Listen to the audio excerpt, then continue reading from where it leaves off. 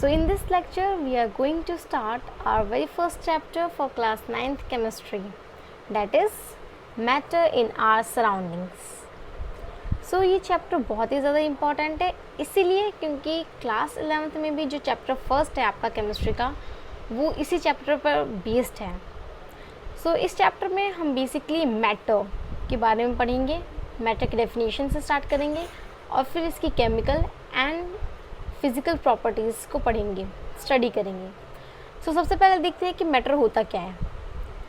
Anything that occupies space and has mass is called as matter. That means हमारे surrounding में जो भी चीज़ें अवेलेबल है, अगर वो स्पेस एंड मास को कैरी कर रही है तो हम कहेंगे कि वो मैटर है. For example, this is a sharpener and this has its own area and it carries a space and has a mass. So this is a matter. Similarly, this pen, it has its own area and also it has its own mass. It carries its space. So this is also a matter. अब मैं आपको एक fun fact बताना चाहूँगी कि according to earlier philosophers, matter is continuous. What does it mean? Continuous means एक ठोस, like for example table, chair, books, pen, ये सारी चीज़ें ठोस है तो इन्हें हम कहेंगे कि हाँ ये continuous है, like a block of wood. उनके अकॉर्डिंग मैटर की ये डेफिनेशन थी. बट जैसे जैसे टेक्नोलॉजी बढ़ी तो मॉडर्न साइंटिस्ट ने कहा कि मैटर particulate है, that is made up of particles like sand. According to earlier philosophers, sand is not a particle, air is not a matter, sand is not a matter. But according to modern scientists, sand is also a matter and air is also a matter. So let us study two important terms that are volume and density. So what is volume? ये दो term जो है वो आपकी 1 mark question में every year आपका आता है, चाहे वो जामिया बोर्ड हो चाहे वो CBSE बोर्ड हो. So what is volume? Volume is the amount of space occupied by an object is called as volume. So जितना भी स्पेस एक ऑब्जेक्ट कैरी कर रहा होगा, ऑक्यूपाई कर रहा होगा, उसे हम कहेंगे कि हाँ वो उसकी वॉल्यूम है. और वॉल्यूम को हम V से रिप्रेजेंट करते हैं. ठीक है. Now the second term is density. So ये डेंसिटी जो है वॉल्यूम से भी ज़्यादा इंपॉर्टेंट टर्म है, क्योंकि ये टर्म आपकी बहुत केमिस्ट्री में सबसे ज़्यादा यूज़ होने वाली टर्म है. ठीक है. और क्लास 9th में ही आप चैप्टर 10th में इसको और भी ज़्यादा डिटेल्ड में पढ़ेंगे जब आप बुयंसी स्टडी करेंगे. सो सबसे पहले इस चैप्टर में तो इसका डेफिनेशन है जो कि कुछ इस तरीके से है. The mass per unit volume of a substance is called as density. That is mass per unit volume. Understood? For example मैं आपको कुछ एग्जाम्पल्स से बताती हूँ.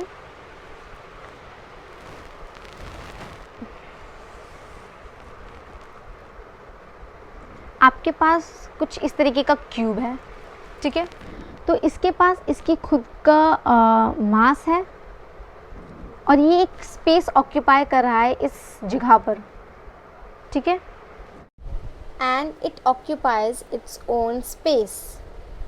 और हमें पता है कि स्पेस को हम क्या कहते हैं? The amount of space occupied by an object is called as volume. So हम इसे कहेंगे वॉल्यूम, यानी कि इस क्यूब का एक अपना वॉल्यूम होगा. तो जब हम इन दोनों को कंबाइन करेंगे, इन दोनों टर्म को, तो हमें मिलेगा mass per unit volume, that is our density. So ये फॉर्मूला है डेंसिटी का, इसे याद करना है आपका, बहुत इंपॉर्टेंट फॉर्मूला है ये. Now the density of ice cube, I have written this, that is 0.9340 gram per centimeter cube. And if we talk about density of water, then this is 997 kilogram per meter cube. मैंने इसे kilogram में इसलिए दे दिया ताकि आपको learn करना easy हो, क्योंकि इसकी जो वैल्यू है वो बहुत कम है। और मैंने इसे ग्राम पर सेंटीमीटर क्यूब में इसलिए दिया है क्योंकि आपकी कैलकुलेशन में ये बहुत ज़्यादा यूज़फुल है। आपका ग्राम सेंटीमीटर क्यूब में ही आपको पूरी 9th क्लास में आपको पूछा जाएगा ये question. So let us move ahead with our properties of matter, that is physical and chemical properties of matter. Physical properties में आपको 4 प्रॉपर्टीज़ दी गई है और केमिकल प्रॉपर्टीज़ में आपको 3 दी हुई है, स्टेट ऑफ मैटर का, melting point and boiling point का। तो we will start with the physical state of matter. So the very first is matter made up of particles. What does it mean? It means जितने भी particles है, मैंने आपको बताया कि modern scientist के अकॉर्डिंग जितने भी मैटर है, जैसे कि ये क्यूब हो गया, ये पेन हो गया, ये सारे छोटे छोटे पार्टिकल्स से, एटम से, मॉलिक्यूल से बने हुए हैं। And second point is particles are really very small. इसके ऊपर आपको एक एक्टिविटी भी दी गई है जिसमें आपने 100 मिलीलीटर ऑफ वाटर लिया हुआ है और आपने पोटेशियम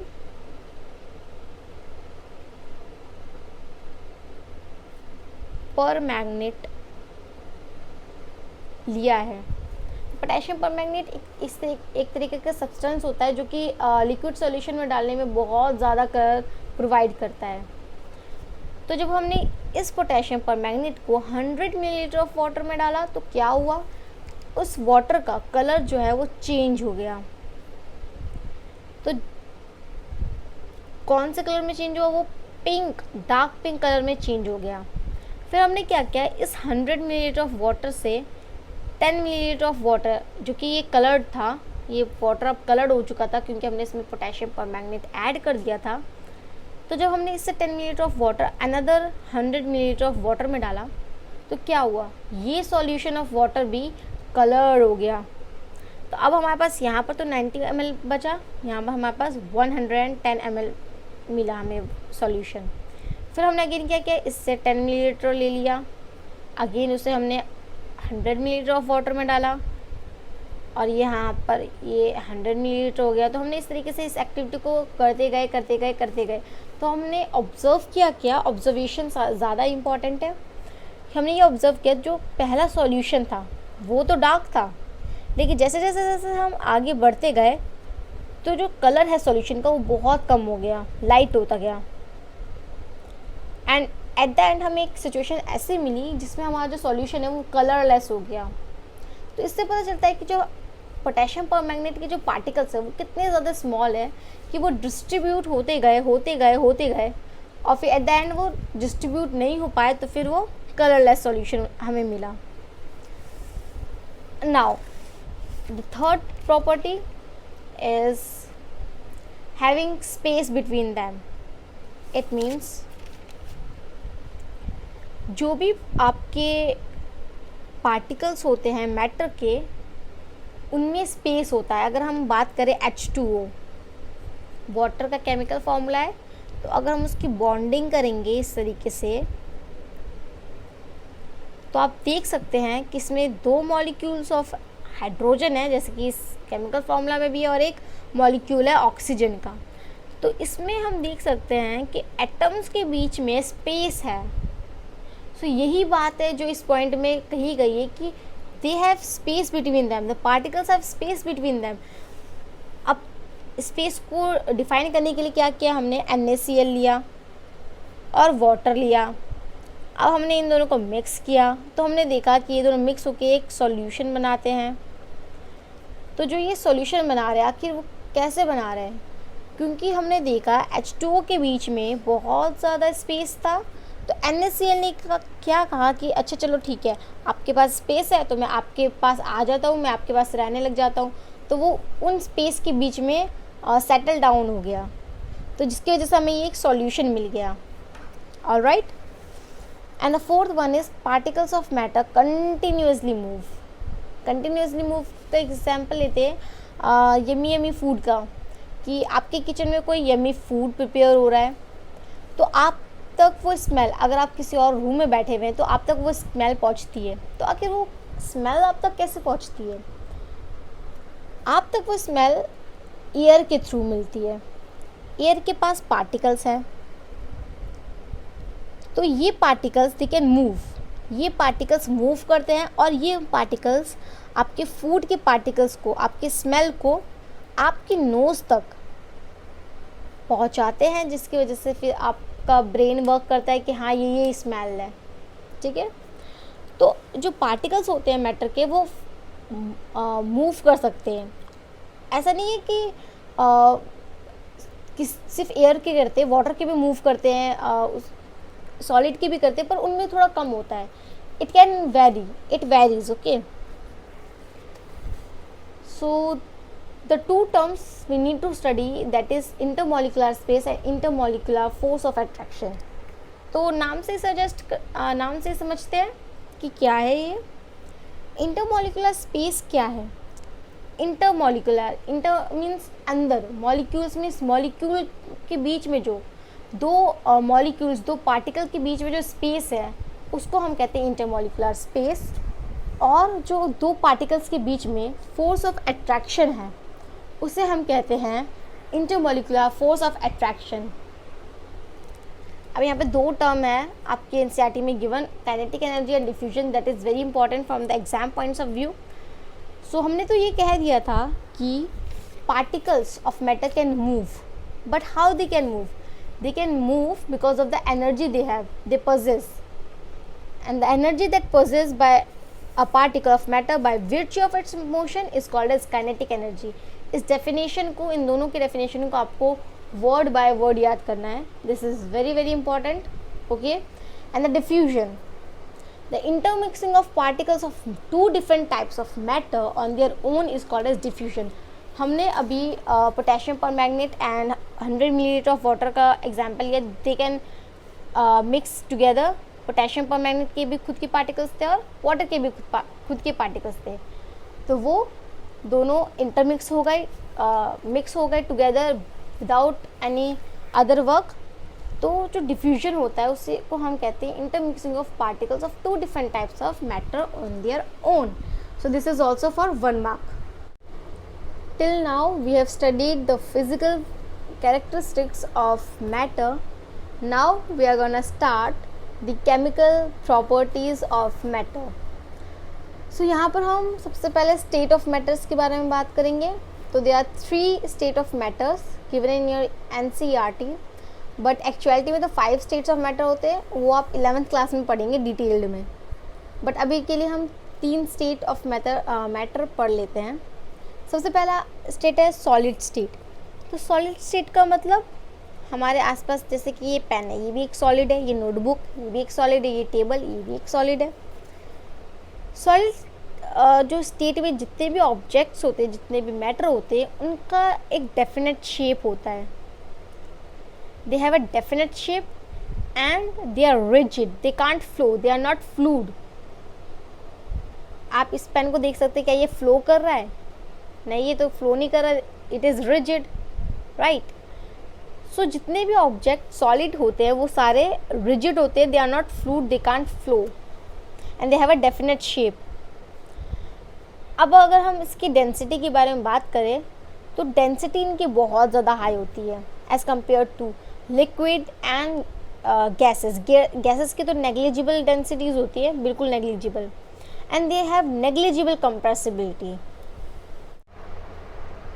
तो इसमें काउंटर क्वेश्चन ये आता है कि स्पॉन्ज, वो तो सॉलिड स्टेट है, तो आखिर वो कंप्रेस कैसे हो सकता है? तो इसका आंसर आप मुझे कमेंट सेक्शन में ज़रूर बताएं, ठीक है. And I am waiting for your comments, so let me know. Now the liquid state. उससे पहले एक क्वेश्चन है मेरे पास आप सभी के लिए. Why do solids have a fixed shape? This is for 2 marks और ये 2018 में ये क्वेश्चन आ चुका है. Why do solids have a fixed shape? तो उसमें मैंने आपको एक ये हिंट दे रखा है कि आप इसका आंसर भी मुझे कमेंट सेक्शन में बताएंगे. इसके लिए मैंने जो हिंट दे रखा है वो ये है कि आप सॉलिड स्टेट की कैरेक्टरिस्टिक्स में सिर्फ 2 कैरेक्टरिस्टिक्स पे फोकस करें. सबसे पहला मूवमेंट और दूसरा है IMFA, that is intermolecular force of attraction, short में लिखा हुआ है। तो मूवमेंट ऑफ पार्टिकल्स के बारे में थोड़ा सोचिए और कैसे आखिर उसका रिलेशन इस क्वेश्चन से थोड़ा सोचिए और फिर आंसर दीजिए।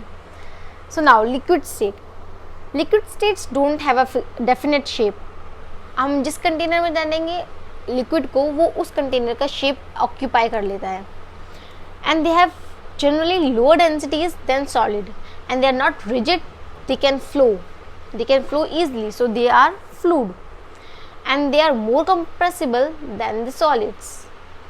And why it is more compressible? Because the intermolecular space between the particles are very high as compared to solids, and the intermolecular force of attraction is very less, is comparatively less than solid.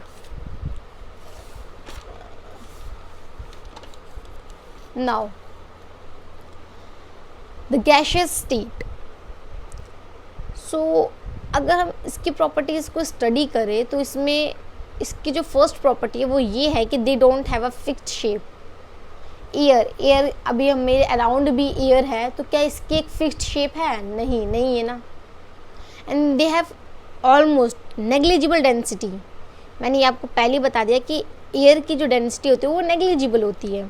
And they are not rigid, they are also fluid because they can move easily, they can flow, and they have high compressibility. High compressibility क्यों? क्योंकि आप देख सकते हैं इस picture में कि जो पार्टिकल्स है एयर के उनके बीच में जो स्पेस है वो बहुत ज़्यादा है और जो इंटरमोलिकुलर फोर्स ऑफ अट्रैक्शन है वो बहुत कम है। अभी मैं अपने हाथ को इस तरीके से मूव कर रही हूँ freely. Why? Because of its high compressibility. I am doing the compressibility ना, I am compressing the air, right? I have two questions for all of you from this particular topic. That is, first, why can gases flow easily? Why? So इसका answer मैंने यहाँ पर लिख दिया है. That is, particles in a gas can freely move due to less IMFA. That is, intermolecular force of attraction. Because इनके particles के बीच में बहुत कम intermolecular force of attraction होता है, तो वो उस force of attraction को तोड़कर इधर उधर भागते, मतलब इधर उधर freely move करते हैं. And I have the second question for all of you guys, that is, why is the volume occupied by the gas particles are very high? तो ये आपके लिए एक और होमवर्क क्वेश्चन है. आप इसका आंसर मुझे ज़रूर कमेंट में बताएं, अदरवाइज़ मैं आपको इसका आंसर ज़रूर बता दूँगी आफ्टर रीडिंग दी कमेंट्स. सो अगर आपको मेरी वीडियो पसंद आई हो तो आप मेरी वीडियो को लाइक ज़रूर करें और हमारे चैनल को सब्सक्राइब ज़रूर करें. तो इस चैनल में आपको मैं 9th and 10th का full course science and maths करवाऊंगी. तो अगर आपको साइंस एंड मैथ्स पढ़ना है और लास्ट ईयर के क्वेश्चन पेपर्स भी दूंगी, टिप्स एंड ट्रिक्स भी बताऊंगी ताकि आप कैसे एग्ज़ाम में अच्छा स्कोर कर सकें. तो ज़रूर मेरे चैनल को सब्सक्राइब करें एंड बेल आइकन को ज़रूर दबाएं. Thank you so much.